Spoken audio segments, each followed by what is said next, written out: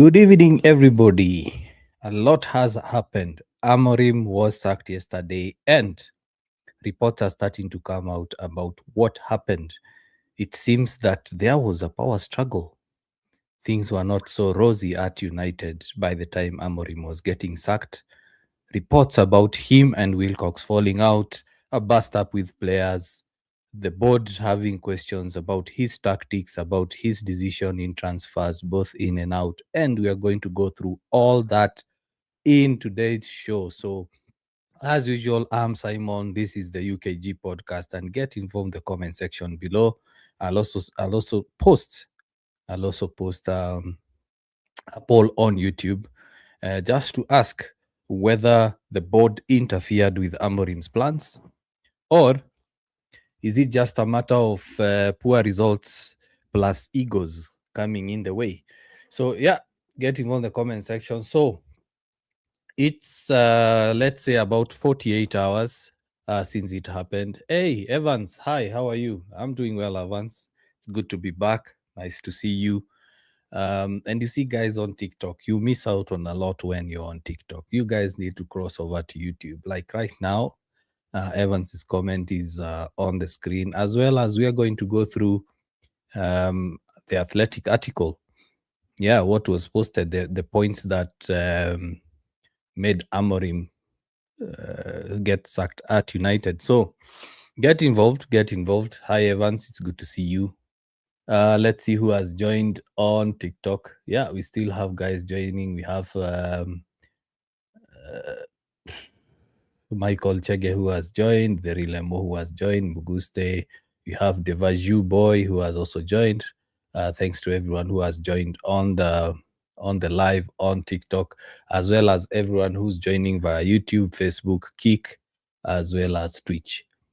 Yeah, so a lot has happened in the past 48 hours, and it's pretty damning to see what's going on at United, to be honest. It's pretty worrying.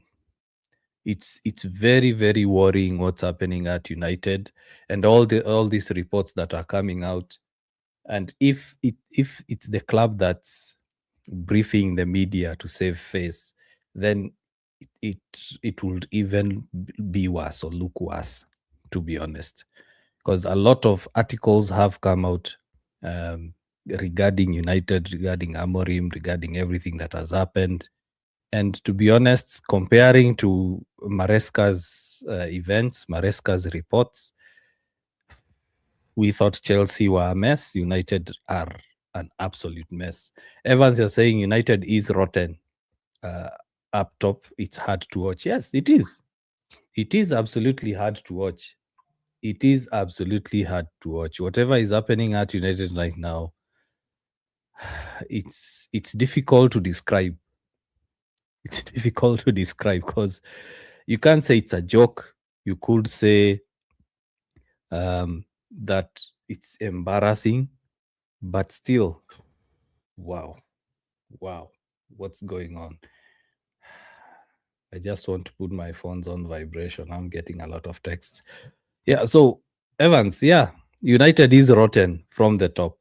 And we all know that the fish starts rotting from the head. Everything that's happening at United right now starts from the top. There is a lot of power struggle.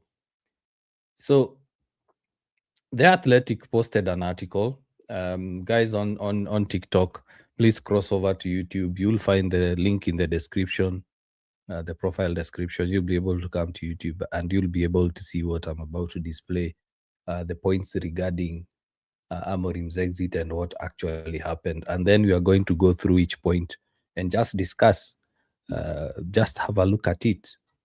So let's see this. Yeah, so The Athletic has spoken to multiple sources with knowledge of the situation at United, and it can be revealed that tension between Amorim and Wilcox came to a head in a heated meeting on Friday over tactics and transfers. The minority owner, Sir Jim Ratcliffe, wanted Amorim to switch his preferred back three to a back four, as did Wilcox. So you see, the owner, Jim Ratcliffe, is getting involved with the manager's job, with the head coach's job. Fine, he wasn't the manager, he was the head coach. But the owner getting involved, sorry, that's a huge red flag. That's a huge red flag. Fine, Wilcox can weigh in because he's the director of football. And a director of football is in charge of footballing matters. But the owner coming in and saying that you need to change to a back four, that's already a red flag. That's already interference. The Glazer family, the club's majority shareholders, had expressed disquiet at United's results as long ago as August. So also the Glazers were not happy with the results. Back in August, they expressed their concern about Amorim, about the progress. And I remember there is a live I highlighted the news, and the Glazers were more or less concerned about the business model, not necessarily on pitch matters. They were concerned that United's performance were bringing an issue regarding the business model. And yeah, rightfully so, as United is a business, as much as, yes, it's a footballing club, it is a business. But them being worried more about the business model rather than the results on the pitch is also telling. David Gill, you remember David Gill was the CEO during Fergie's time. He was the CEO before Edward Woodward. David Gill, the former United CEO, questioned the wisdom of Amorim's bomb squad in a football board meeting. There was friction between Amorim and Christopher Vivol, United's director of recruitment, over the transfer policy. The head coach was involved in a training ground confrontation with defender Lisandro Martinez a few weeks ago. So also Amorim was having a spat with the players. He was having a bust-up with the players. Ole Gunnar Solskjaer is under consideration to return as United's caretaker manager until the summer, with Johnny Evans also in contention to return to the coaching staff. This is the full remarkable story of how Amorim, hailed as the coach who could helm a long-term football project when he was appointed, saw his tenure fall apart. And we are going to break down all those one by one and actually ask, was all this necessary? Could all this be avoided? When you look at all those points on the screen, and guys on TikTok, in case you are not seeing, not in case you guys on TikTok are not seeing, because I can't be able to share this on TikTok. So come over to YouTube. You'll find the link in the description. Come over to YouTube and you'll be able to see. So you look at all this. There are tensions. There was tension between Amorim and Wilcox. The owners getting involved with the running of the club in terms of on-pitch matters. A former CEO weighing in terms of the transfer policy. Amorim having friction with the head of recruitment, having a bust-up with a player. All this is just a huge mess. All this is just a huge mess, to be honest. It's just a crazy mess. So it all started with a meeting between Amorim and Wilcox. I'm just seeing some breaking news. Fernandez and Mason Mount are back. Fletcher, of course, we know that he'll be in charge of the game tomorrow. So this is a bit of breaking news. So Fletcher has revealed the availability of Fernandez and Mason Mount in tomorrow's clash versus Burnley. So that's good news. That's good news. That's very good news. Yeah. So when we look at actually what happened, how it all started with the Friday showdown between Amorim and Wilcox. There was a meeting. Normally, based on reports online, it seems like Amorim and Wilcox meet weekly. Probably it's on a Friday. So when they met on Friday, there was a heated conversation, a heated argument between Amorim and Wilcox. And it was regarding the formation, it was regarding the tactics, it was regarding the transfer policy. the January transfer. So yeah, as the head coach, of course, he is in charge of selecting the team. He's in charge of deciding how they play, because that's in the description of the head coach. The head coach is the one that decides how a team plays, decides who is going to play, asks for players, and he's given. But to me, that meeting or that confrontation, that heated debate came down to a clash of egos. It came to a clash of egos between Amorim and Wilcox. I don't think there is anything more than that. Of course, there are reports about failed promises. Amorim was promised that he will get players in January, and Wilcox told him that they can't go for major targets in January. They are going to wait till the summer. Then Amorim asked, well, we were going for Semenyo. Where is the Semenyo money? How come we can't invest that Semenyo money on another player? So you look at that, you see already there is friction.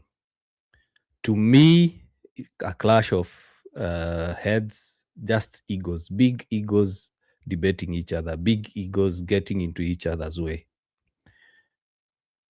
Ideally, looking at Amorim's performance, less than 40% win rate,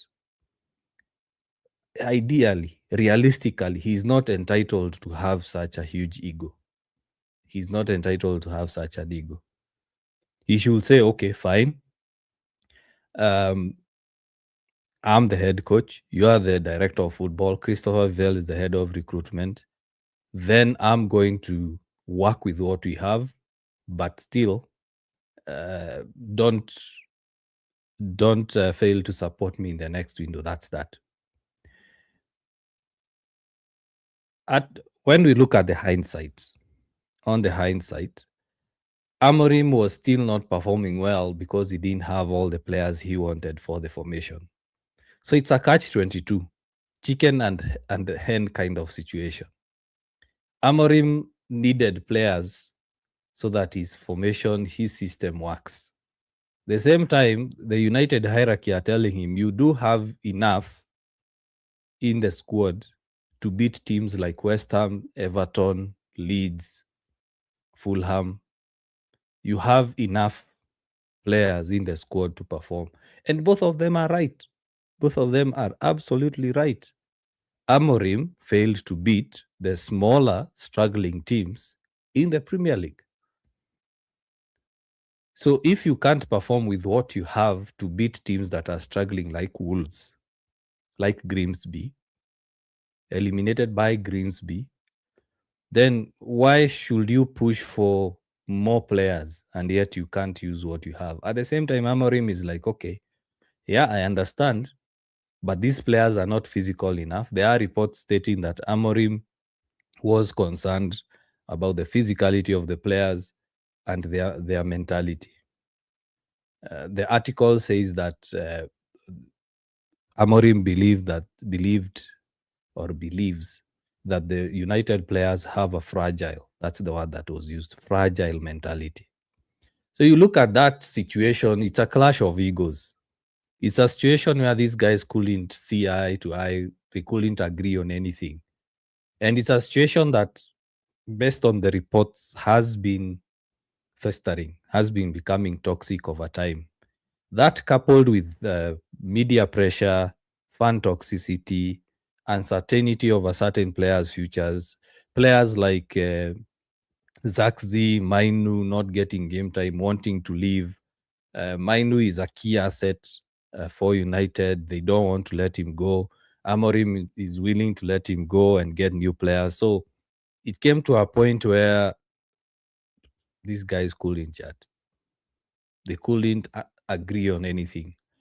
And in the modern setup of football, the current setup of football, it's not like the one that was during Fergie's time, during Wenger's time, the manager kind of setup.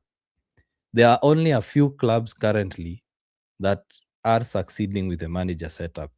For example, in the Premier League, City, Arsenal are just a few examples of the clubs that are still using the manager setup. The manager setup is where the head coach or the manager, let me call him the manager, like Pep Arteta, does everything. He decides who to sell, who to buy, who to loan out, who to loan in, and all that.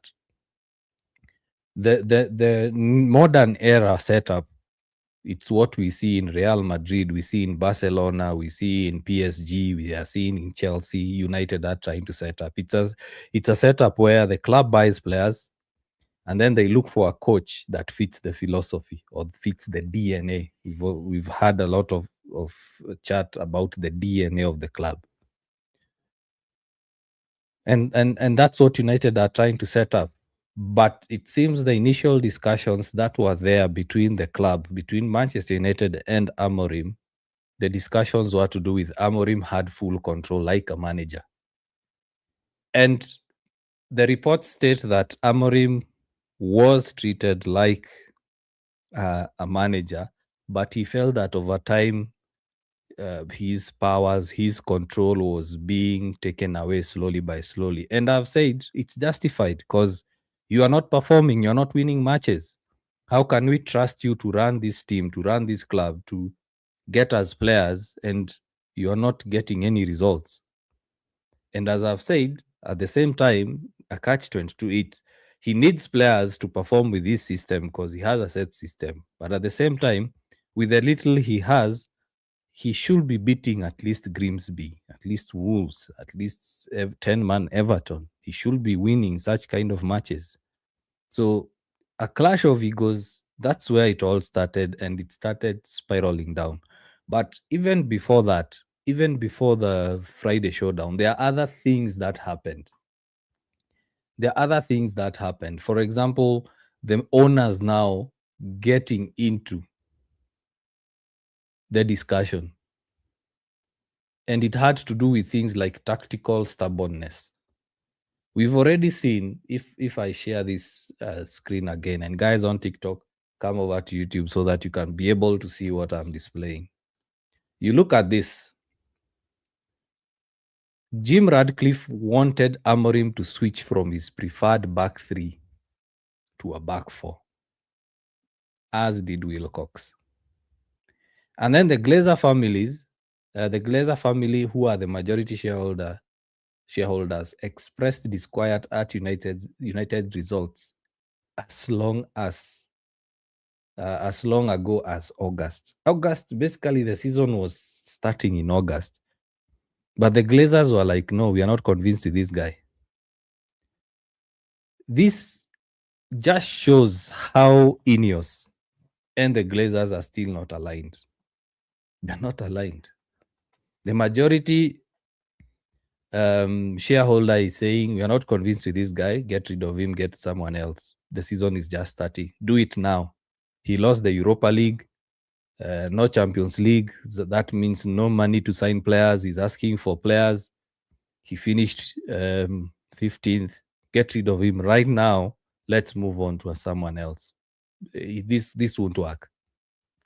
And then internally within Ineos, the guys who actually hired Amorim, who forced him to come in mid-season, some of them had reservations on Amorim. So it's a huge mess.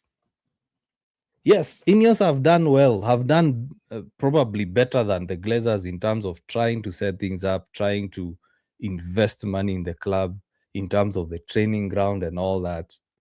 But still, they are a total mess. Ineos have overseen United's worst finish in the Premier League era. 15th. Even when the CEO Woodward was here, United didn't finish below 10th. So it's a total clash of egos. There is no alignment. There is misalignment. There are a host of issues in the club. Amorim is just a symptom. Amorim is part of the issue. So before we go to the tactical stubbornness, let me go through some of the comments. Evans Pemba on YouTube, you're saying Sancho and Ten Hag. Now it's Amorim and Lisandro. Wow. Actually, Amorim will go through the bust-up. Actually, Amorim has clashed with a couple of players, not only Martinez. has clashed with a couple of players. And you know one of them is Garnacho, who was sold to Chelsea. On TikTok, let's see whether we have some comments on TikTok. Team Falme KE, good to see you. Are saying Glazers out. They are so bad. That's true. They should have sold the club long time ago. Who else? Who else has commented? Let's get involved in the comment section. Let me know what you think about this total mess, this whole mess that is happening at United. And also, guys on TikTok, come jump over to YouTube. We are at 623 subscribers. We want to get to 1,000 subscribers. So come over, hit the subscribe button. And in case also you're on YouTube, you haven't subscribed, please do. Please hit the subscribe button. So the next bit is just to look at the tactical stubbornness. We've already seen a lot of talk, a lot of reports about Amorim being asked to change the formation to a back four, which he refused. You remember his quote saying, even the Pope can't convince him to change. Captain Hezi are saying Bruno should be sold. He doesn't have a good leadership. Actually, Captain, Bruno wanted to leave. He wanted to leave in the summer. Amorim is the one who convinced him to stay. He wanted to leave because also Bruno is disappointed by the club. He's a top player. He's not seeing other top players coming into the club. He's not seeing the club making moves to make sure that the club is going back to the top. So he was frustrated. He wanted to leave. And I wouldn't be shocked to see to see Bruno leave in January or in the summer. I wouldn't be surprised. The board has messed this club. That is justified. True.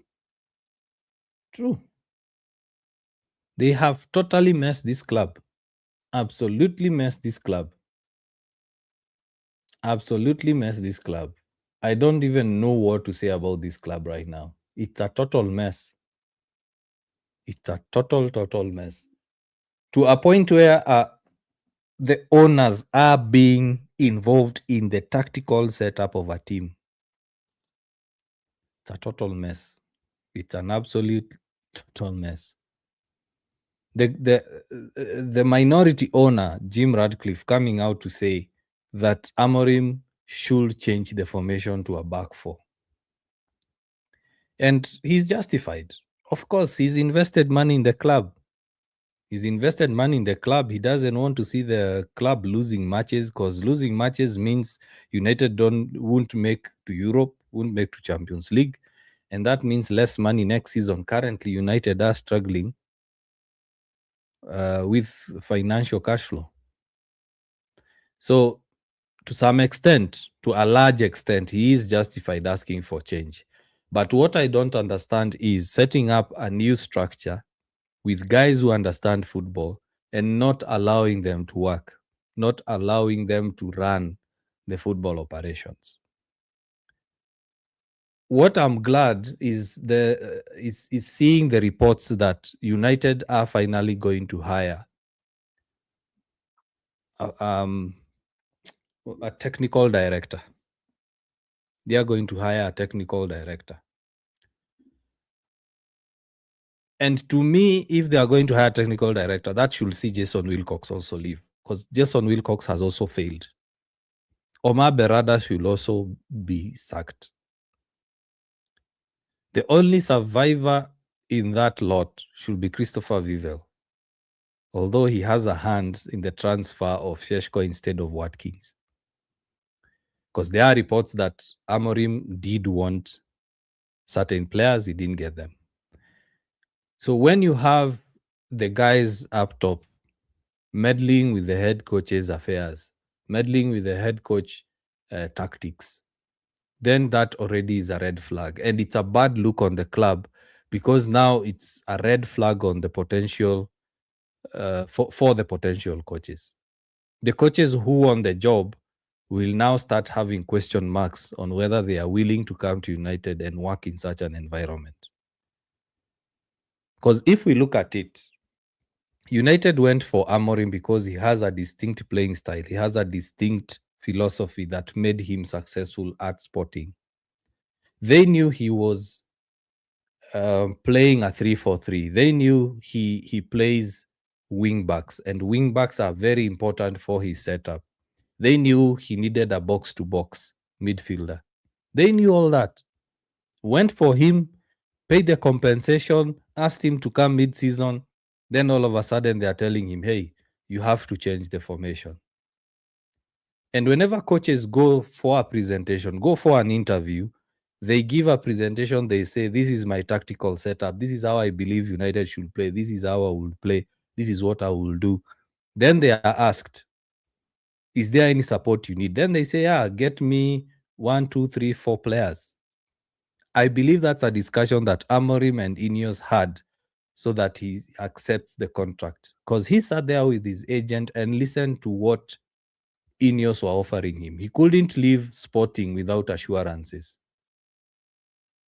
When they were handling interviews for Amorim, or when they were looking for Ten Hag's replacement, they approached other managers and said, we want you to come. One of the managers was Thomas Tuchel. Thomas Tuchel said no. Both of them looked at each other's proposals and said, we can't work. We can't work. It goes back to Jurgen Klopp, who was approached by United to replace Alex Ferguson. He said, no, I can't work with this. To a point where Jurgen Klopp was quoted saying, it's a Mickey Mouse club. It's a circus there. So you have all this. You have the board, the guys who are hired to run football. They want one thing, then they shift goalposts later. At the same time, Amorim didn't help himself. He placed himself in a situation where it was difficult to get support from the fans, to get support from the players, and to get support from the board itself. The article states that the board was on his side. Wilcox was supporting him. Berada was supporting him. Ratcliffe came out in October to shut down the media noise and the player toxicity, player power. He came out to say they are going to give Amorim 3 months. But Amorim didn't help himself. He didn't help himself. If Amorim beat Wolves home and away, if Amorim beat 10-man Everton, if Amorim beat Tottenham, a struggling Tottenham, beat Nottingham, beat Leeds, this would have been a very different conversation. So it's right now, even as fans, we are split. We knew that the back three will struggle with the squad we have. At the same time, he was tactically stubborn, not change his formation for a short time. You know, sometimes a coach can't change formation because he doesn't have the players. Fine, we knew that he wouldn't change. He said he wouldn't change. But the hallmark of a top coach is to learn from the mistakes, adapt. Pep adapted.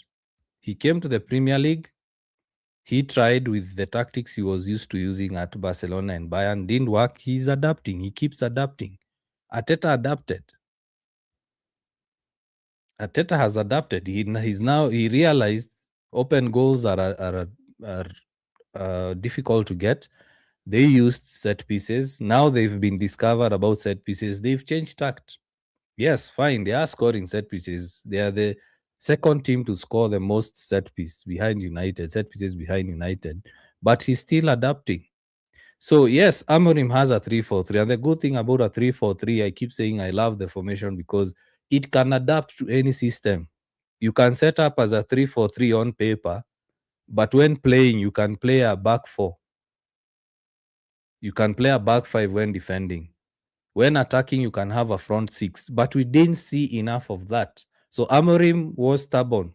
Tactical stubbornness was one of the reasons why he got sacked. Because when you're playing versus Newcastle with a back four, you beat Newcastle 1-0. Then during the Wolves game, you decide to change and draw the game. It doesn't make sense. It doesn't make sense. Fine, you can change the formation, but you keep the principles, you keep the system. System is the execution of the formation.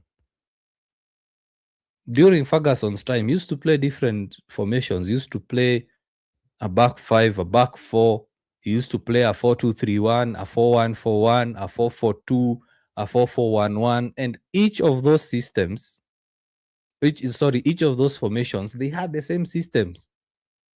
The wingers were still bombing forward attacking. The fullbacks were bombing forward attacking. The attackers were always attacking. It was always counter-attack despite different formations. So I defended Amorim in the sense that he is the first manager post-Fergie to come and try to clean the swamp. The players are working harder. The players are pressing. The players are fighting. The old United could have lost to Tottenham, could have lost to Nottingham, could have lost to West Ham, could have lost to all these draws we've gotten. Once Liverpool equalized, United could have lost.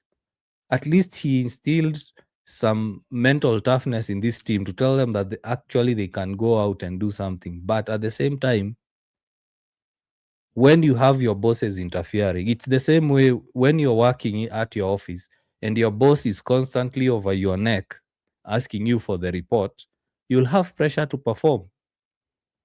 So it's a total mess. The new setup, we all enjoyed having a new setup.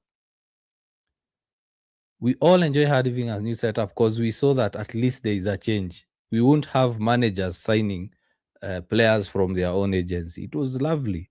But now the misalignment, when it came to tactics, when it came to signing players for the tactics, brought about all this mess. Evans Pemba, you are saying, I already read that. Then we have Mr. Biaklian. Oh, that's a tongue twister. Need a sporting director with a great CV. Only then we will have a clear vision. True. But at the same time, regardless of a good CV, because Ashworth had a good CV, but was misaligned with Ineos, was misaligned with the peers. You look at the misalignment at Ineos. Ineos themselves are misaligned with the Glazers. Christopher Vivel, Berada are not on the same page. They're not on the same page. Wilcox and Christopher Vivel are not on the same page. So even if you bring in a sporting director and the guys already working there are not on the same page, they are not singing to the same tune, we will still have all these problems. So Ineos themselves need to retrospect. Ineos actually need to retrospect and say, we've messed up far too long. We've made too many mistakes. They've only been here for 2.5 years, 3 years now. How many mistakes have they already done? So as much as they are looking for a sporting director, for me, sack everyone, get everyone who's new and on the same page. Sack Berada, sack Wilcox, get a new CEO, get a new director of football, get a new sporting director. Tell them to actually sort out this mess. United are 6th. And they are only 3-4 points away from being 12th or 15th. If United beat Burnley, then go out and lose to Arsenal and Man City, United are below 10th. It's a huge gamble. Let me see whether we have some comments. Why do these people like scamming guys on the chat? So you'll just get a mute. You'll just get a mute. If you are genuine in terms of vacancies for jobs, just post an ad on Facebook or something, or on TikTok. You don't spam someone's live chat. Yani, these boards have decided to recycle Ole as per the news. Ole will most likely take over. Alan. Yeah, we'll get to that. I'm also not convinced about Ole, but we'll discuss about Ole much later in the show. Polite officer, thanks for commenting. You're saying, I think Amorim wanted himself out. You can tell it with the substitutions he made. Yeah, as I said, it when you have all these issues, we are going through each and every one. When you have like the club owner going to the media and saying, we are supporting you, we are giving you 3 years, and then the guys you're working with tell you we are not going to sign players, At the same time, they are giving you pressure to perform. At the same time, himself, he knows he hasn't performed. And Amorim is a principled guy. From the way he looks, the way he talks, he looks like a principled guy. So yeah, I think Amorim gave up with United. He just gave up. I believe he was excited for the job, but when he came in, he's like, this is gigantuous. This is a mammoth. The issues at this club, there are too many for me to sort out. Any other comments? And thanks for everyone who's joining on TikTok, on YouTube, Kick, Twitch, as well as Facebook. What's going to happen for the remaining games is that every team is going to collect 3 points. Let's hope not. Let's hope not. Because right now, the table, the way it looks like, relegation is quite easy. Other than Wolves, I don't see Wolves surviving. I don't see how Wolves get 40 points. I don't see how Wolves get 40 points because they'll have to win like 80% of their remaining matches. I don't see. Eric Kamau, you are saying you're not a Manchester United fan, but they should bring Ole Gunnar. Well, the reports state that he's been spoken to along with Carrick, and actually Ole Gunnar is willing to come back even for free. He doesn't even want a salary. He feels that he has something he hasn't done yet. So yeah, that was about tactical stubbornness. That was part of the issues that made Amorim to be sacked. The other thing is the Martinez bust-up. Amorim had a very, very heated argument with Martinez back in December. Martinez was back fit. He was training. He felt he was ready. But Amorim said, nah, you can't play. You can't play. I'll tell you when to play. So he had that heated debate, which now begs the question: if you're having a heated argument with your head coach, with your manager, isn't that player power? Guys who are coming out to say that, yeah, you see how Amorim is not having a good relationship or was not having a good relationship with the players. How can he argue with Martinez? Ask yourself, how then do you solve player power? How do you solve it if you can't say no to players? Players will always go to the coach and say, hey, coach, look, I'm fit. Give me a game time. Martinez was out since Feb. Since Feb, basically a whole year. He hasn't really, or he hadn't really trained with the team. And now he wanted to come back and play. Fine, he had a belief in himself. But at the end of the day, it's the coach. You don't argue with the coach. You're not the one running the team. You're just a part of the setup. That being said, and being the devil's advocate when it comes to Amorim, it's also not good for Amorim to have such arguments with players, especially in public. Like him coming out saying the academy players are not good, that didn't go down well, especially with the hierarchy. And it's part of the point I was to make next about the bomb squad. You see, when you are running a team, regardless of whether it's a sports team, whether it's a corporate team, you really don't go out in public and start throwing them under the bus or criticizing them in public. You can encourage, but my issue with Amorim is he was too frank. He was too honest. There is a way to be honest, but you mask some things. So seeing these reports about him having a bust-up with Martinez, having a bust-up with Kobe Mainu, and the way Kobe Mainu and his family have handled this issue, personally, I would sell him. He's behaving like Garnacho 2.0, going to social media, liking I don't know whether it's himself or it's someone managing his account, liking posts about Amorim leaving. To me, just sell him. If we truly want to get rid of player power, just sell him. We look at players like Ahmad. Ahmad didn't do anything. He just kept quiet and he got his chance. Casemiro the same. Amorim having fights with Zaxi, having fights with Dogu, having fights with Ugarte. It came to a point almost like he's fighting with all players that he is in selecting. At the end of the day, being the devil's advocate, I would say you also need to understand if you're not performing well or if there is no chance you can't play. Now, also being devil's advocate on the players is Amorim, in my view, should have handled the players much better. But from the reports, the research I've done online, it's like it came to a point where Amorim didn't care anymore. It's like, I don't really care who plays or not. I want out.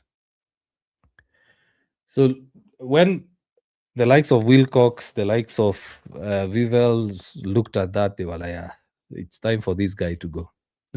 It's time for this guy to go. It's really time for this guy to go. Martinez was, this is Alan, you're saying Martinez was out for more than a year. Ruben was right. Rojo Phineas, you're saying, let me say this because they are world class according to them. And the board, they believe better not lose or draw. Okay. Eric Kamau, you're saying Ole Gunnar is the only manager who almost brought Manchester United to where Manchester United belong. But aren't we the same fans who said Ole out? He's a PE teacher. He doesn't understand anything. Amorim has the same character as Maresca. Amorim is very principled. Amorim, I don't think he can be able to stomach nonsense. He'll just say it out. He did it at Casapia. He said, hey, if I don't win the next game, he lost 3 games in a row. He told them, if I don't win the next game, I'll walk out. But for this one, it was quite odd. Him saying he will walk away without taking a penny. Then again saying he won't resign. And then it's like he Maresca'd himself out. So it has also come to a point where you just say, okay, fine, goodbye, wish you all the best where you go, and I hope you don't come back. I hope we don't get to a point where we do what we are doing with Ole. The United fans wanted Ole out. They wanted Ole out. United fans. Now the same fans want him to come back. It's a case of you don't know what you've got until you lose it.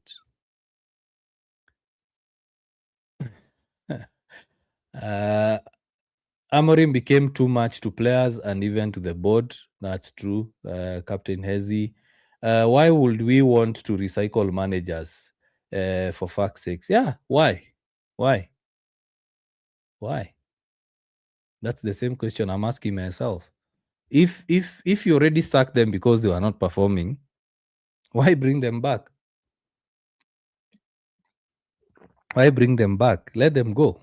Let them be similar to players like Rashford. I'm seeing United fans saying Rashford needs to come back, bring back Sancho, bring back whoever. I'm like, and it's part of the next topic, the bomb squad. If they've already left, let them go. Bring back Hoyland. Hoyland is better than Sheshko. Nah, let them go. This revisionism is what is also causing toxicity. Hillary, you are saying I would go for a no-nonsense manager like Jose Mourinho. Well, he was there.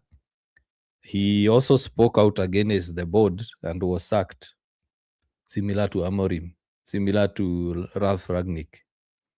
So right now, Ineos, the Glazers want a yes person, a yes man. When they say something, change the formation to a 0-1-9, they'll change. Change the formation to a 9-1-0, they change. No questions asked. No questions asked. So that's right now. I don't think United can handle a headstrong manager unless something changes. unless something changes. If Ole comes in, we will see the likes of Rashford and Rasmus and Sancho back. Well, considering that we have the likes of Christopher Vivel, we have the likes of Wilcox vetoing the head coach, saying that these are the players we'll have, these are the players you won't. And considering that Sancho, Rashford are on high wages and Ineos are trying to reduce high wages, it's highly unlikely. I'm not saying it won't happen, but I'm saying it's highly unlikely that we see Rashford and Sancho back at United. Furthermore, Sancho is, I think the contract is ending this year. Rashford, already Barcelona are weighing up the move. They want to buy him and he's on the cheap. And even if Barcelona don't buy him, PSG are willing to do the deal. That's already good money, pure profit, academy player. So considering all that, I don't think United will accept those two to come back. I don't think so, Njiri. Alan, you're saying we literally played counter-attacking football. We can't go back. I remember how fans complained. Yeah, because when teams set up a low block, that's when Ole Gunnar met his kryptonite. Ole Gunnar was struggling against teams that were setting up a low block, similar to what happened with Ten Hag, similar to what happened with now Ruben Amorim. The three coaches were unable to break down low blocks because they were dependent on transitional football. And now when United go for a possession-based manager, it's not United DNA. The Nevilles and the Roy Kings will complain. It's not United DNA. United are known for counter-attacking. Wingers running, crosses, counter-attacking, transitional football. Then they meet a team like Everton. Score one goal, then set up a low block. You see, this is part of the toxicity that's ailing United. They're also listening too much to these outsiders. If someone used to work in your company and they retire, why are you still listening to them? They've retired. Let them go. You can occasionally call them for Christmas parties, presentations in terms of, let's say, presenting the best employer of the month or of the year, but you don't listen to them. I want to see how they handle Fletcher. Let's assume we don't get a caretaker manager and Fletcher continues till the end of the season and he doesn't perform well. I hope he does perform well. I'm not saying that I wish Fletcher not to perform or Ole Gunnar, if he comes in, not perform. I just want to see how these guys will speak. Because Gary Neville, Roy Keane, they were always on Amorim's back. Yes, they are paid to speak. But you look at Jamie Carragher, he doesn't attack Arne Slot. He doesn't. When you listen to Jamie Carragher, he doesn't attack Arne Slot. But you look at Jamie Carragher, he attacks United, then Neville and Roy Keane add on to it. It's as if they don't want to see United succeed to their levels. It's crazy, man. It's crazy. This club will regret sacking Amorim for sure. Mohammed, I also have that feeling. I also have the feeling that United will regret, especially the timing. They might regret the timing. The board wants a yes man and they want a head coach, not a manager. Alan, yeah, that's true. All the no-nonsense managers have been sacked, not just at United. That's true. But Arteta is there. Arteta is already there because he's the manager. He's the manager. Even Pep is already there. He's the manager. He's not the head coach because it's a different model. Let's see a few more comments before we continue the discussion. And the problem is this is Alan, the problem we keep changing identity and playing style every 2 years. Yeah, we keep resetting the cycle. Keep resetting. Right now, we need to be in a situation where, as United fans, we accept that there will be a change of managers every 18 to 24 months. So every 18 to 24 months, we'll be seeing a new manager coming in. And what's disappointing is it's happening mid-season. So, yeah, Ole Gunnar might succeed with this squad. If you can remember, he performed with Dan James. Well, Njiri Morani, there is an aspect that most of you are not considering. When Ole Gunnar was succeeding, he had Michael Carrick, he had McKenna, he had Mike Phelan as part of his coaching staff. McKenna right now is not available. The only other available person is Michael Carrick. Would Michael Carrick accept to come back as a coach, already having been a manager or a head coach? That's debatable. So when Ole Gunnar succeeded, he had all those characters supporting him. Now coming back, you see the names that are being brought back to the club. Johnny Evans. Johnny Evans is coming back to be assistant of Fletcher. So the bomb squad, going back to the article here. So guys on TikTok, jump over to YouTube, hit the subscribe button. Let's continue the discussion there. Come over so that you can also see what I'm displaying. So TikTok is on this screen. So guys on TikTok, come over to YouTube so that we can read this article together. So David Gill, the United's former CEO, questioned the wisdom of Amorim's bomb squad in a football board meeting. So you look at that, it's like they were questioning. David Gill was questioning. Probably it was just a comment that was made. You know, sometimes journalists make things to be more than what they are. Probably it was just a comment like, what's going on with the bomb squad? But now the journalists report it as if to mean that those guys shouldn't have been placed in the bomb squad, shouldn't have been sold. Probably it's just that. It's just a simple like, he came in because he's a former CEO. He's part of the board. He doesn't truly understand the reasoning behind the bomb squad. So probably he asked, but I'm just guessing here. Because I don't think that could really be an issue, because Ineos were comfortable letting go of the bomb squad.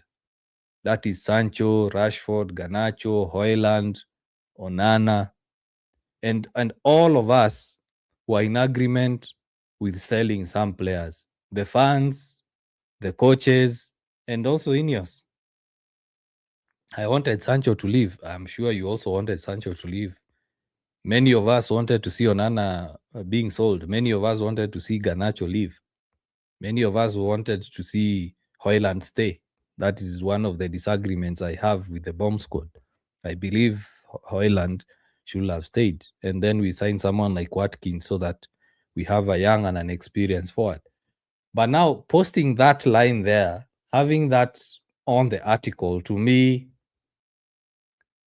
it sounds like trying to add content, trying to add salt to the food, more flavor.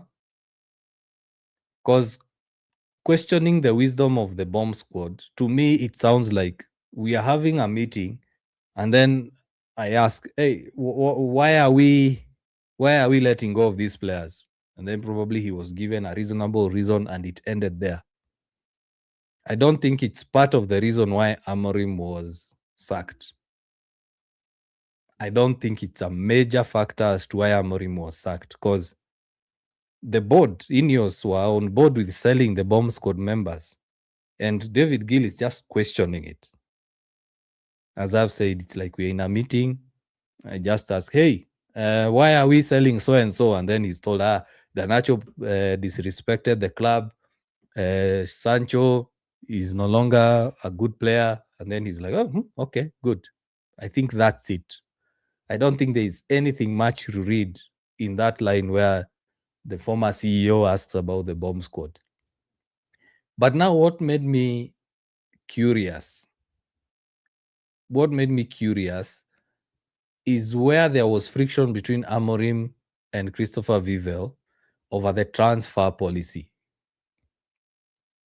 That's what's making me curious. And I did some digging. I did some digging regarding that. So Amorim wanted Watkins. Amorim wanted Emi Martinez.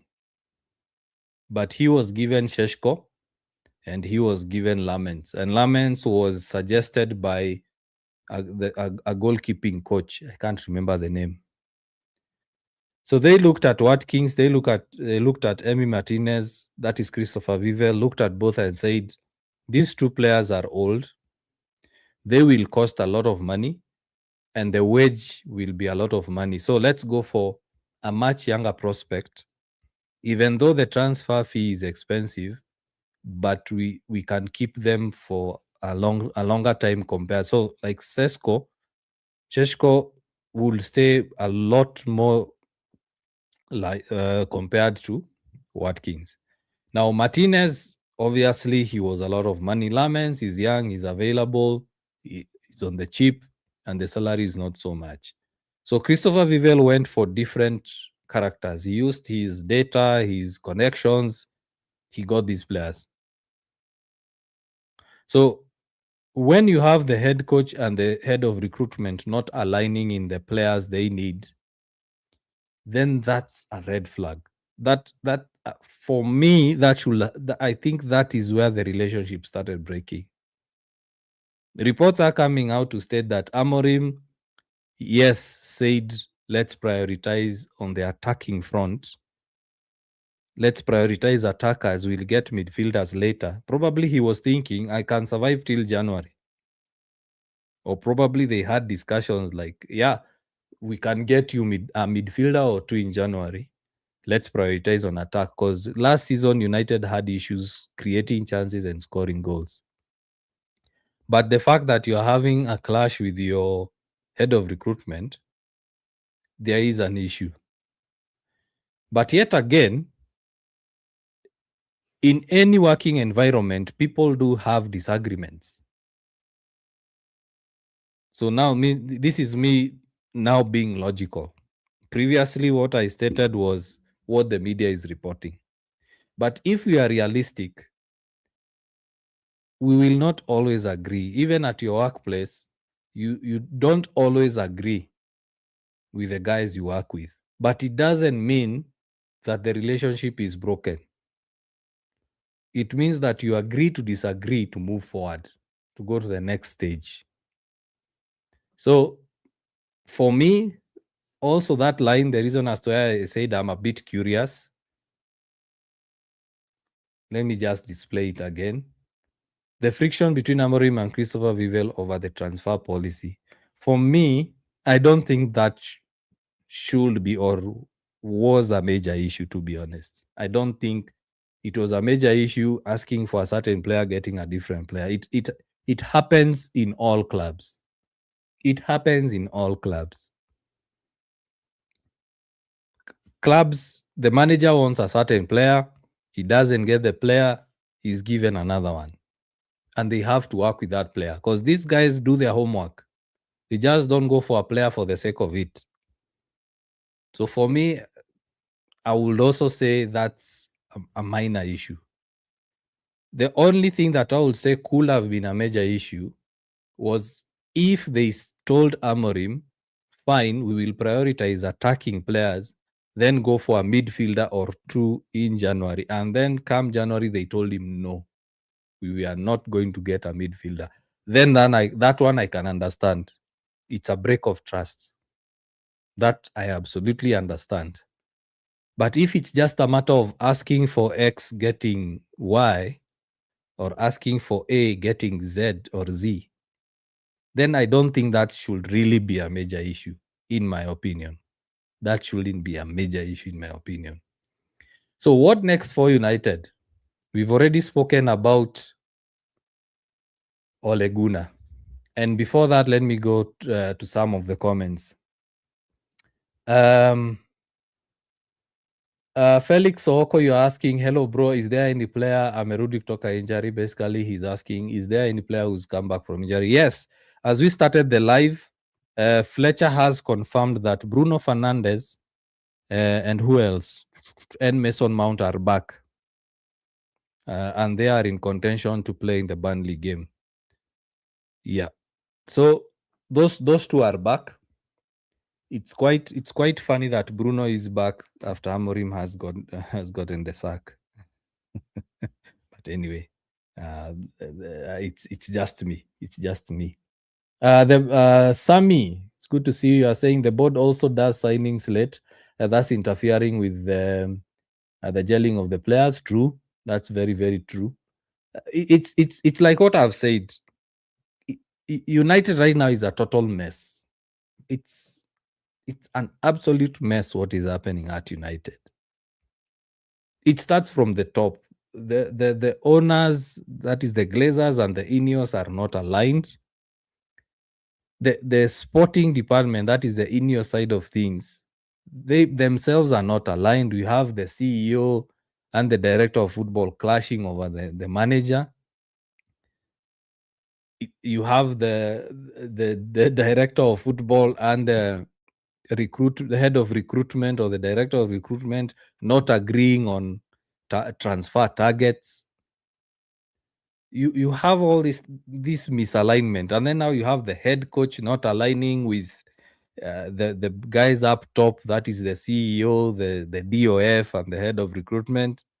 Then you have the coach himself not aligning with the players. So it's a total mess. It's a total mess from the top. It's misalignments, and a lot of red flags. So, and the only way to fix this is to fix from the ownership. From the ownership. And if I'm the owners, I just don't look at Amorim. I also tell Wilcox, I tell Berada, I tell Christopher Vivel, you guys need to leave. The only guy I would keep probably is Christopher Vivel, because the job he's done so far at United, at Chelsea, at the Red Bull Group, it's a good job. But if Amorim got that treatment, got that sort of misalignment, then all those guys need to go. All those guys need to leave. All of them.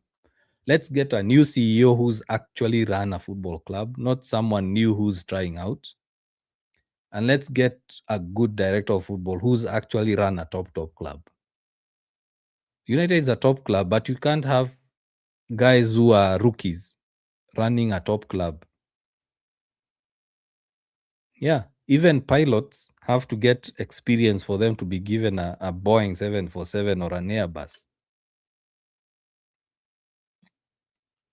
You can't just pick a pilot who flies a small Cessna plane in the farm to spray pesticides on the crops, and then you take them to JKIA and ask them to fly an Airbus from Kenya to Dubai. No, he'll struggle. So let's sack all those guys. Let Ineos sack all of them. Let's start anew. In fact, give them notices right now. By end of June, they go. Starting July 1st, we have a new structure, because they failed, and they failed miserably. That's a very, very poorly performing team. Let's see. Ole Gunnar might succeed with this squad if you can. I think I read that. Let me see. Any other comment I've missed?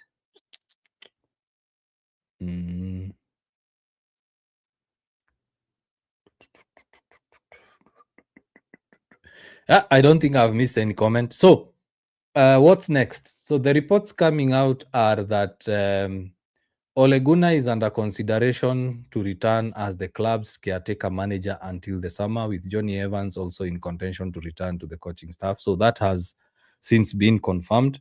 There are reports that also they are speaking with Michael Carrick. So they are speaking with both with Michael Carrick and Ole Gunnar Solskjaer to become the caretaker manager. So United had approached Ole Gunnar after sacking Amorim.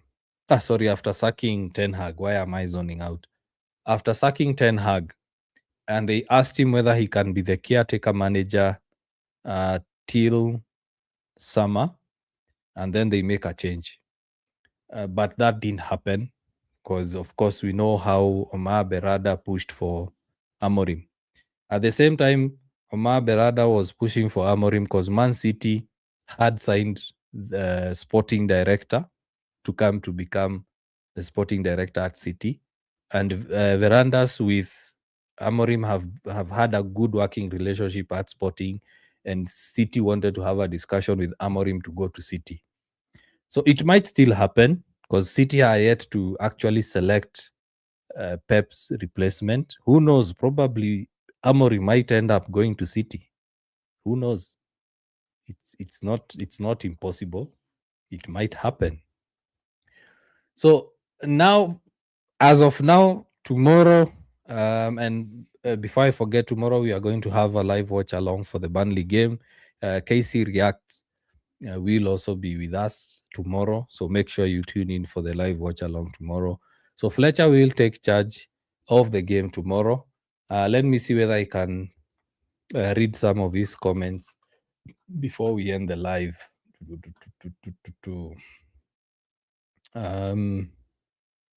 Before we end the live.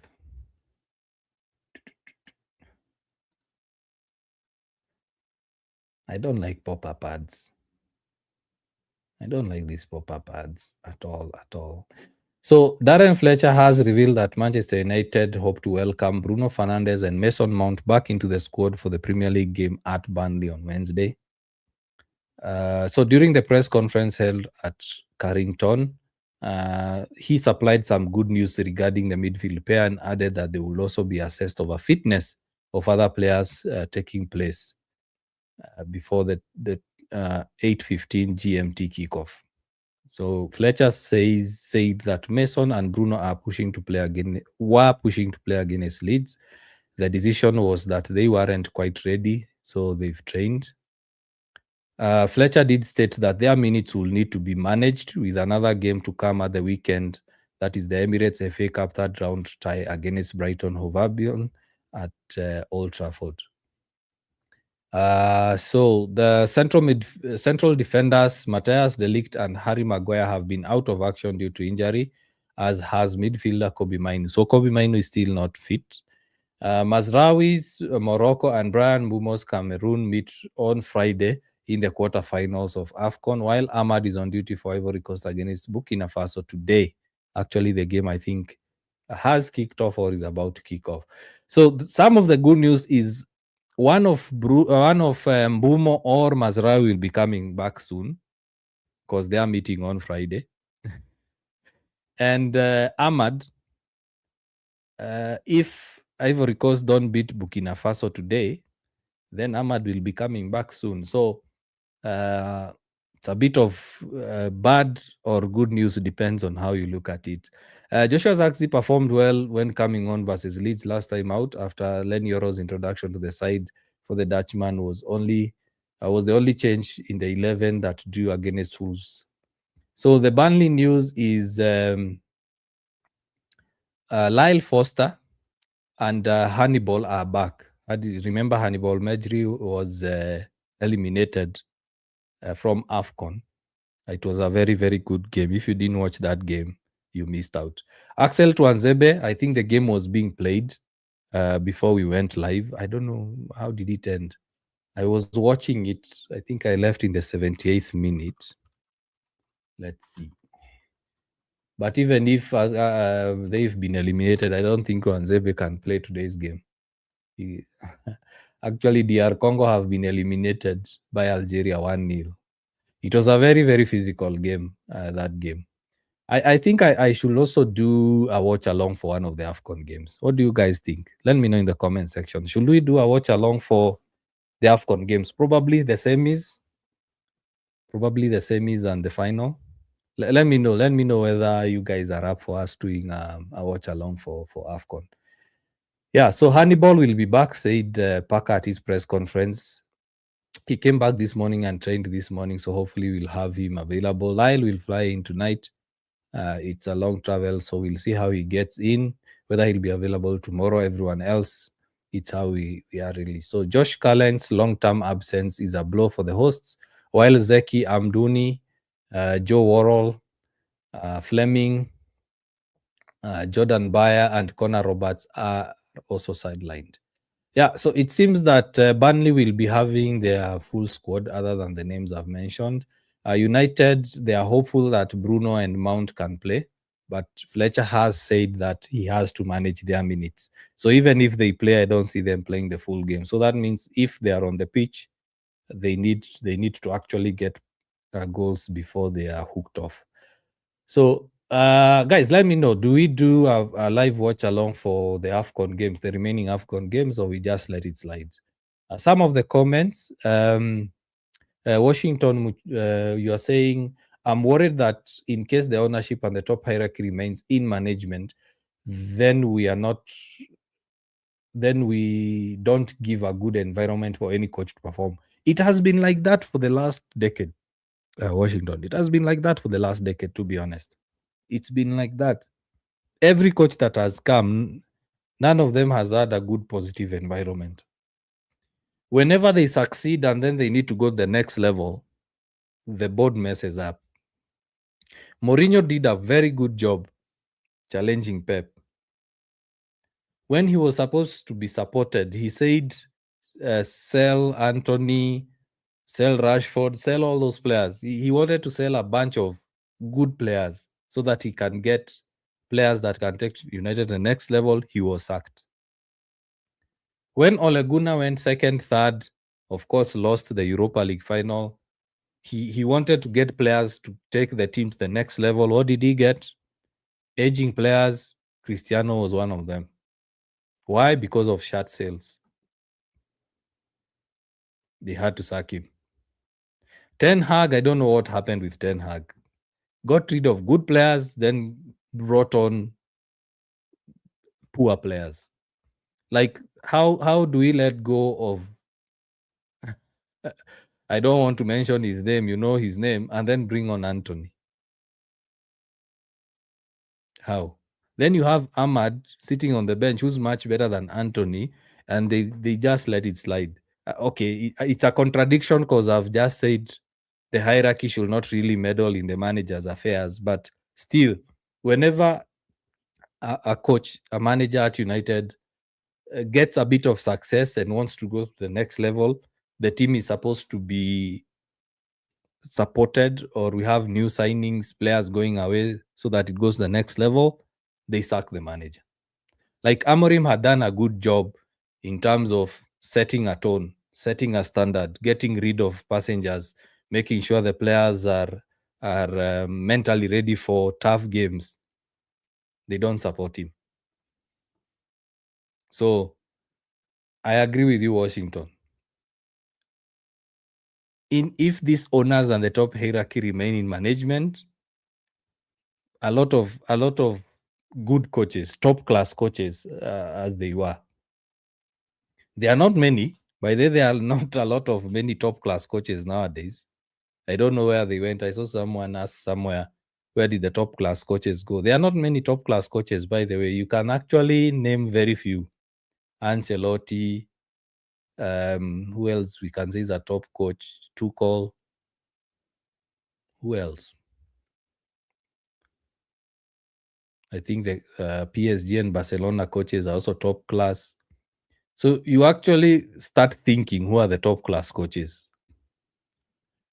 Zidane was just a wild card. Zidane was just a wild card. He had a good team. He performed well, and we haven't seen him since. And I don't think Zidane would. Oh, sorry. I don't think Zidane would want to come and manage United. I don't see it happening. I don't see it happening. So, yeah, Washington, you're right there. You're very, very right there. Let's see on TikTok before we end the live. What system does Fletcher play? The Monk Doll. Fletcher plays two systems, primarily two systems, a 4-3-3 and a 4-4-2, although he has a third one. I did some digging about how Fletcher plays. Of course, I've watched a couple of under 18 games. The majority of the under 18 games I've seen him play, he plays a 4-3-3, which adapts to a 4-4-1-1. So he has 4-3-3, 4-4-2, and a 4-1-4-1 formation. So those are the three key formations. Basically, Fletcher will play a back four. So guys, don't worry, Fletcher will play a back four. Then it's either a 4-3-3, 4-4-2, or a 4-1-4-1. So that's the system he plays. Sam, you are saying, I also think Sir Alex succeeded because he used to buy players in positions he saw some weaknesses. Yeah, and that's the beauty of being a manager. Like Pep. Pep is going for Semenyo. He's going for Semenyo. Do they really need Semenyo? Let's just be honest. I know there are some City fans also online right now listening. But do they really need Semenyo? I don't think so. I don't think so. Yeah, Washington, you're saying, yeah, I support a watch along for the upcoming AFCON semis. It will be interesting, hoping good top teams will be qualifying for subsequent stages. Yeah, Washington is on top. So I think we'll do it. Guys on TikTok, what do you think? Do we do a live watch along? Do we do a live watch along for the semis and the final? Fletcher is a typical United philosopher. They will back him up. Remember, the ex-United pundits are backing. That is creative. Yeah. He's one of their best friends. They are on the same WhatsApp group. So, of course, when you are with someone in a WhatsApp group, will you really go to the press and talk smack about them? Will you go to public talk smack about them?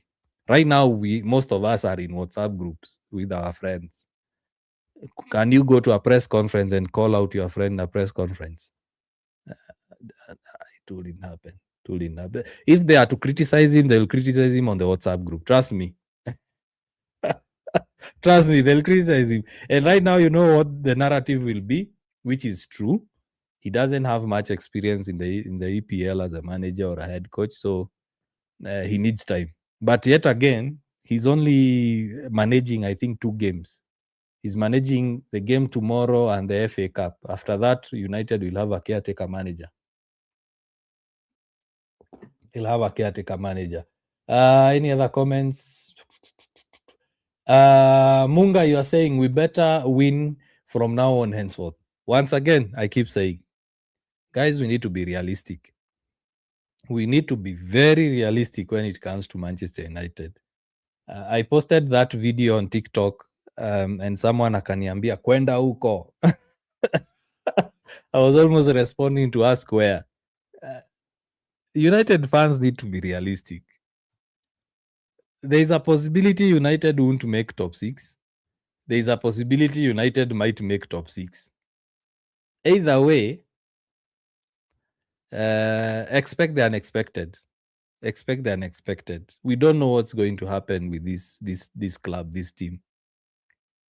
Remember after Burnley in the EPL, we are playing Brighton. After Brighton, it's Arsenal and City. Those are very tough fixtures.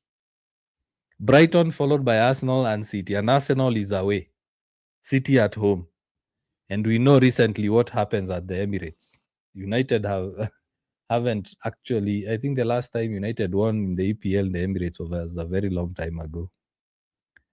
I don't support them to bring back Ole. That is Sammy. Let them get Carrick if they must get someone with Manchester United DNA. True. I'm inclined to that, by the way. Hello, my guy. I'm still waiting for you to add the WhatsApp group. Oh, Munga, I forgot. In fact, let me do it right now. I forgot. Sorry, man. We just went back to work this week, so you can imagine how crazy it's been. Actually, let me just do it right now. I'm doing it right now. So, guys, I'm still waiting for you to let me know whether we do the AFCON games or not. I don't want to do the watch along alone. So guys, let me know in the comment section. Also, if in case you have, right now we are in the, it's a chat. It's just a chat. Ask any question, post any suggestion. we actually done for the next 11 minutes. Yeah, for the next 11 minutes, let's just have a chat. In case you have any question, in case you have any suggestion for UKG, let's hear it. Let's hear it. Post in the comment section. Also, guys on TikTok, a challenge to you. We need to increase subscribers on YouTube. We are at 624 right now. Road to 1,000 subs. So, guys on TikTok, there is a link in the profile description to come to YouTube. Come over to YouTube, hit the subscribe button, and just post a comment and say, I'm here. I'm here. Or go to YouTube, search for United Qua Ground. Come over. So for the next 10 minutes, let's just have a chat as I add Munga to the WhatsApp group. And also, there is a QR code on YouTube to scan so that you can join WhatsApp. In case you are unable to join WhatsApp via the QR code, please shoot me a DM. Shoot me a DM on TikTok or whichever platform you are on, and then I'll be able to add you or send a link to join. So, yeah, let me see. Munga, you're saying I support in the watch along. Yeah, I think Sami as well support the watch along. Yeah, so I think we'll just do the watch along. Team Falme is saying Glazers out. It's a tough one. The glaze out movement doesn't seem to the glaze out movement doesn't seem to be making any or getting any success, to be honest. So Munga, confirm now that you are in the group. Confirm now whether you are in the group. So guys, in case you want to join the UKG WhatsApp group, we usually have very good discussions there. Scan the QR code on there. Let me see whether I can post the link also on WhatsApp. I don't know whether they'll allow me to post a link on WhatsApp. You can use the link to, let me see. Let me try. Yeah, it's refused. Let me post it on YouTube. So guys, if you want to join the UKG WhatsApp group, I've posted the link on YouTube.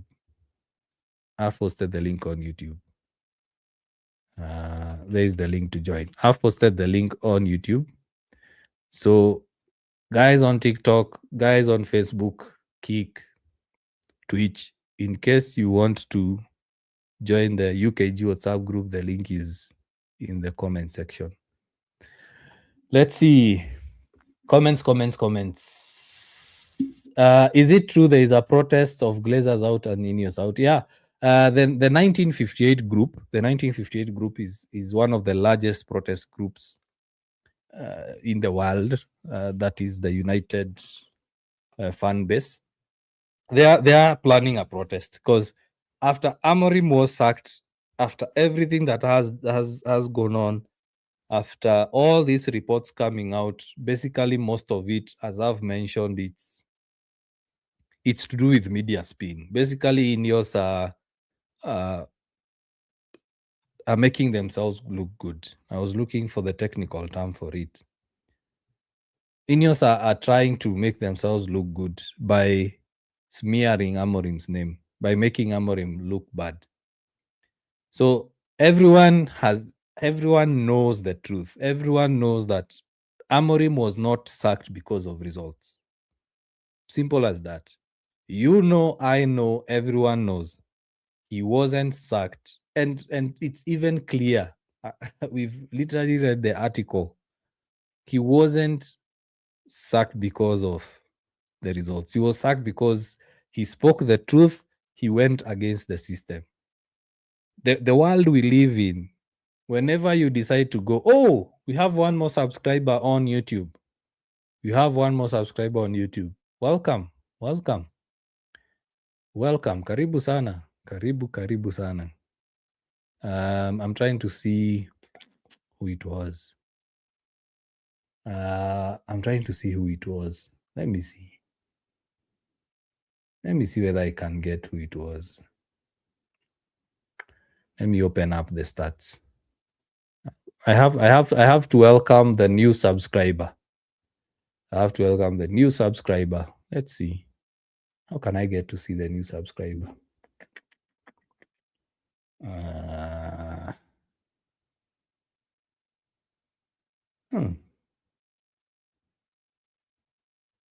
am I not able to see the new subscriber?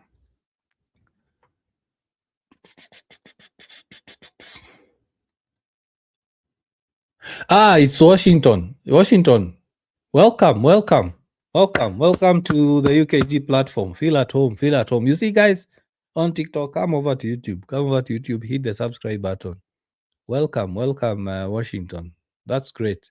In fact, I was to do a quick poll. I don't know whether, we still have some time. Let me do a quick poll. In fact, let me do a quick poll right now and ask, do you think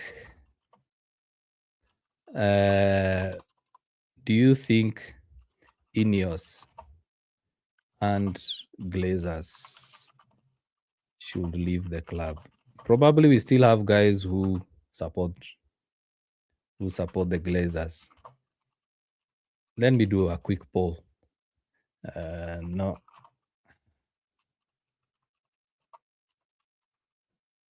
Let me do a quick poll. So guys, come over to YouTube. Let's do that quick poll. Ouch.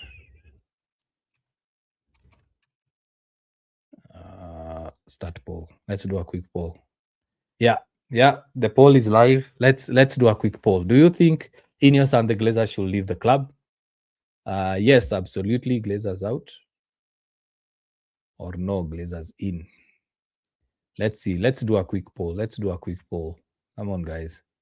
Let's do a quick poll. Let's see.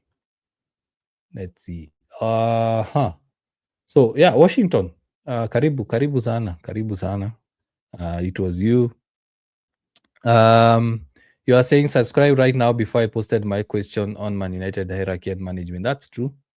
Yeah. It's good.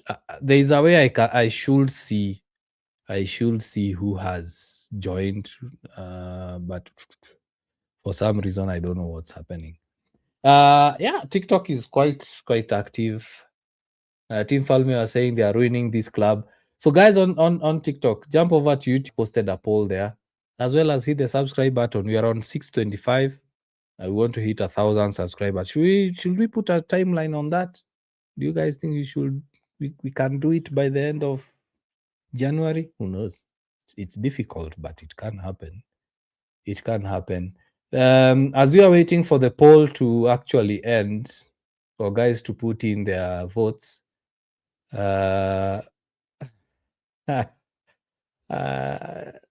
Gary Neville, this will be my strong choice as interim manager for Manchester United because he combines a deep understanding of the club's culture with clear modern footballing mindset.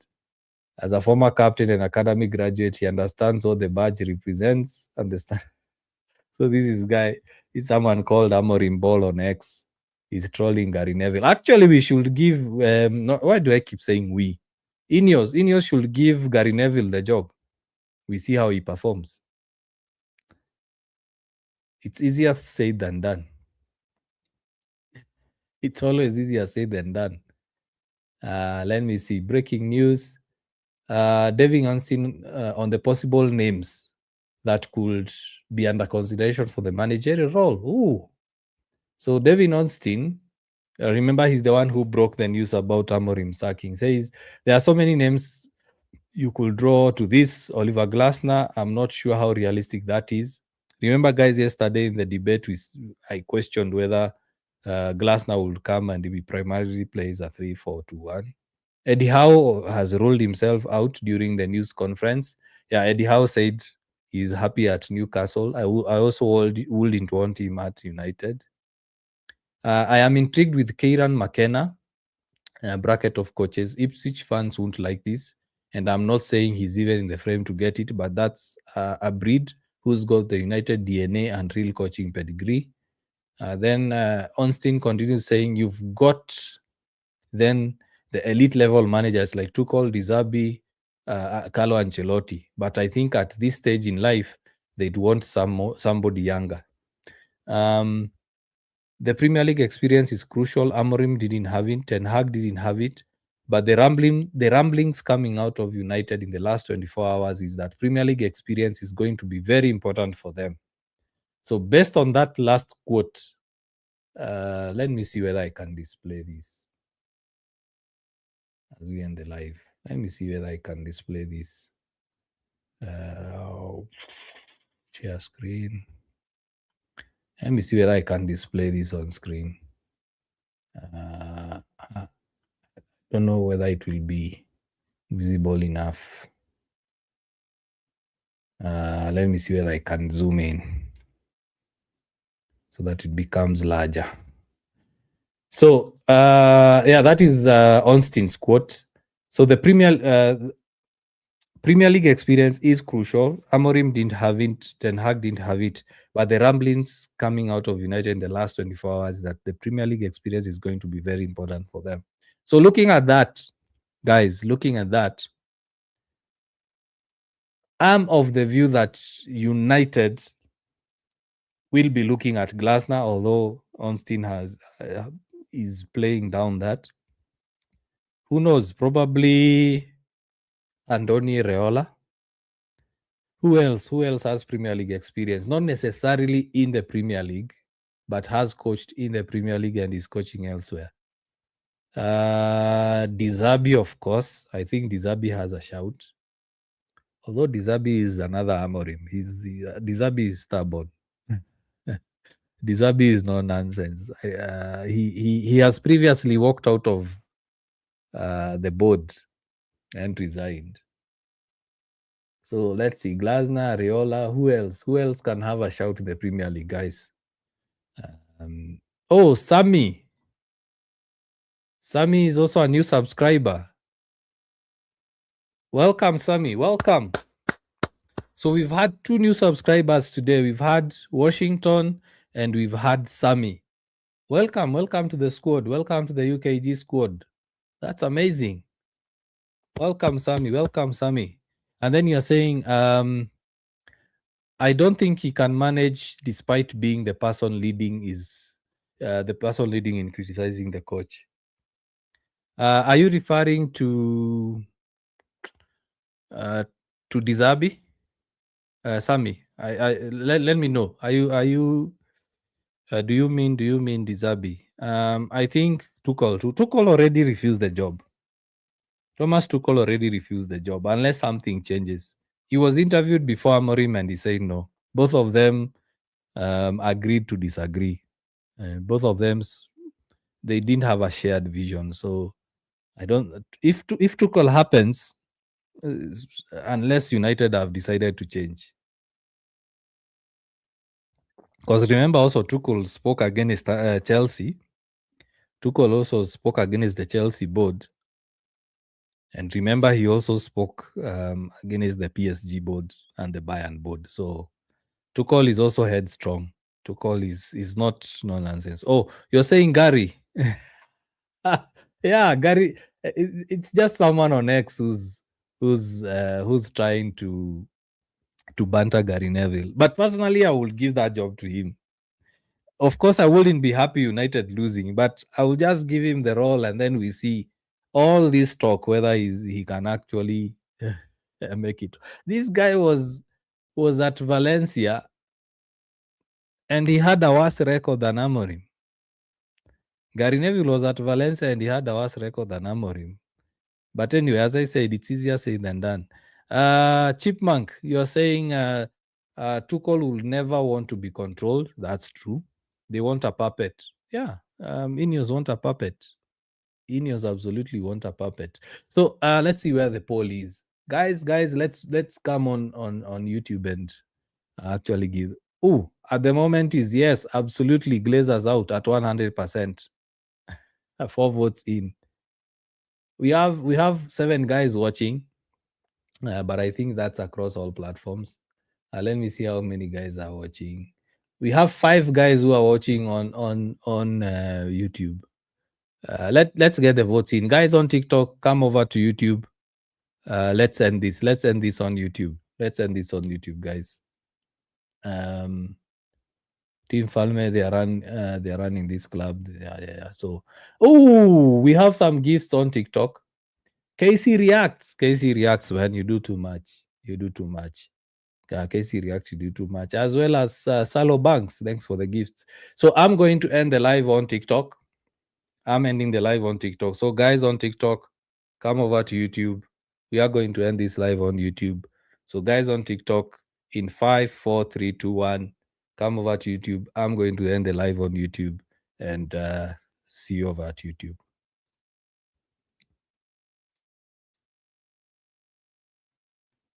Yeah. So let's end the poll. Let's see whether we can get some more votes in. Yeah, so everyone wants Glazers out. Everyone wants the Glazers out. So in case you haven't joined them, let me see whether I can pin this. Let me end the poll. Let me pin this comment so that you guys can be able to join the WhatsApp group. So guys, in case you haven't joined the WhatsApp group, the link is on YouTube. Please click the link on YouTube and then join the WhatsApp group. Let me see whether we have. Oh yeah, Munga is in. Yeah, we also have one more member. Let's see the name. No name. But yeah, karibu sana to the UKG WhatsApp group. Everyone who subscribed to the YouTube channel, karibu sana, feel at home. Let's see whether there are any other news before we end the live. It's been crazy, guys. It's been really crazy. The last 48 hours has been really, really crazy for United. I don't enjoy the United fan base on X so much. I don't know what you guys think. The United fan base on X is very, very toxic. I think Elon Musk monetizing content has actually made a lot of guys let me say stupid, foolish. Guys are just posting content for the sake of it. You can't even have like a mature discussion with guys on X. It's too toxic. Whether it's football, whether it's politics, whether it's just the other day I was on a platform. We are just chatting. So guys, we've ended United content, so we are just chatting. So I personally I like watching movies, series. So Stranger Things is one of the best sci-fi series in the last, let's say, 2-3 decades. It's a really, really good series. So how season 5 ended, the finale and the second episode 7, basically, guys complained a lot. So I made my views known on X, and the abuse I got. And it's just a view you are giving on a show. Most guys say they didn't enjoy the season finale. For me, I did. I didn't enjoy episode 7, but I enjoyed the season finale. There are guys who are saying season 3 was bad. I agree with them. But for me, the fact that guys come online and just, it's like they are ready for war. They are ready to exchange blows, similar to United. Let's see. Oh, Fabrizio tweeted, Ole Gunnar and Manchester United in advanced positive talks of a caretaker manager role. Ole Gunnar wants the job and he's a serious candidate with talks well underway. Ooh. But anyway, guys, if you are honest, I think Ole Gunnar is the best option for caretaker. I don't know what you guys think. Ole Gunnar is the best option for caretaker manager. He's the best option. But my worry is the support he'll get. Because he needs proper support. So yeah, so thanks guys. It's been a long show. We've done 1 hour 40. I need to go watch the AFCON game as well as have my supper. So until tomorrow, guys, for the watch along, see you, cheers, and don't forget to hit the like button. Make sure you hit the like button. How many likes do we have? How many likes do we have? Let me check. I don't know what I've done to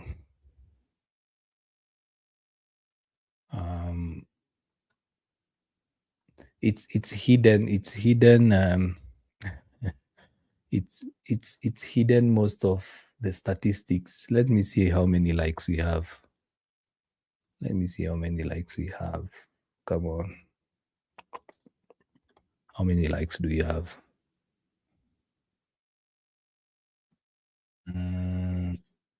Oh, we have 0 likes. Come on, guys. Before we end the live, hit the like button. Hit the like button. Hit the like button. Yeah. So cheers, guys, and see you tomorrow. Bye-bye.